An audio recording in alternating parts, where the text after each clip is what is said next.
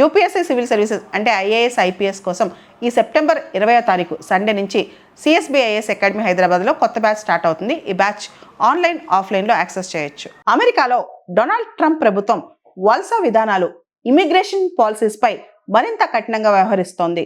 ఇందులో భాగంగా అమెరికా విదేశాంగ శాఖ ప్రపంచవ్యాప్తంగా ఇమిగ్రేషన్ వీసా అపాయింట్మెంట్స్ను తాత్కాలికంగా నిలిపివేసింది.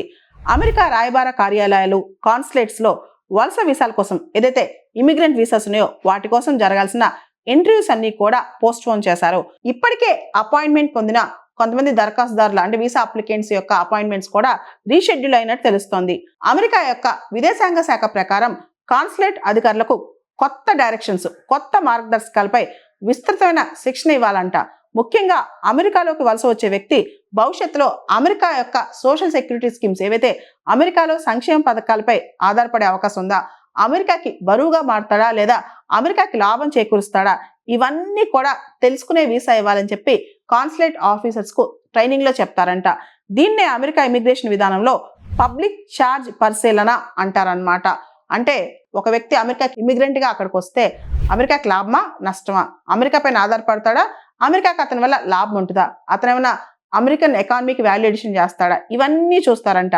అంటే అమెరికాలో శాశ్వతంగా నివసించేందుకు వచ్చే వ్యక్తి తనకు తాను ఆర్థికంగా పోషించుకోగలడా, అతని ఆదాయం, ఆర్థిక పరిస్థితి, విద్య, నైపుణ్యాలు తదితర అంశాలను అధికారులు మరింత లోతుగా, మరింత నిశ్చితంగా పరిశీలిస్తారంట. ప్రస్తుతం ప్రకటించిన ప్రపంచవ్యాప్త విరామం అంటే వరల్డ్ వైడ్ గా అమెరికా వీసాకు సంబంధించి చాలా వీసా అప్లికేషన్స్ డేట్ అనేది రీషెడ్యూల్ చేయడం ఇవన్నీ కూడా ప్రధానంగా అంటే మెయిన్ గా ఇమిగ్రెంట్ వీసాల మీదే ఫోకస్ చేశారనమాట. ఇమిగ్రెంట్ వీసాస్ సంబంధించి ఈ డీటెయిల్స్ అన్ని కూడా సేకరించి అంటే వాళ్ళు ఆధారపడతారా, వాళ్ళు నిజంగానే అమెరికాకి న్యాయం చేస్తారా, వాళ్ళకి మంచి చేస్తారా, ఇవన్నీ చూస్తారనమాట. సాధారణంగా అమెరికా వెళ్లేందుకు రకరకాల వీసాలు ఉపయోగిస్తూ ఉంటారు. ఉదాహరణకి F1 అంటే స్టూడెంట్ వీసా కావచ్చు, B1 B2 బిజినెస్ టూరిస్ట్ వీసాలు కావచ్చు, ఇవన్నీ కూడా ఉన్నాయి. వీటికి ఇలాంటి బ్రేక్ లేదు. ఓన్లీ ఇమిగ్రెంట్ వీసాస్కే ఇప్పుడు టెంపరీగా వాటిని వీసా ఇంటర్వ్యూ డేట్స్ ని పోస్ట్ పోన్ చేశారనమాట.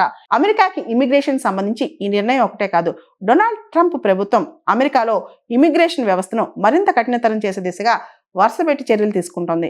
ఇమిగ్రెంట్ వీసాలపై కఠినమైన ఆర్థిక పరిశీలన, వీసా రద్దులు, ఇతర వీసా నిబంధనల్లో మార్పులు ఇవన్నీ కూడా అమెరికా చేపట్టబోతోంది.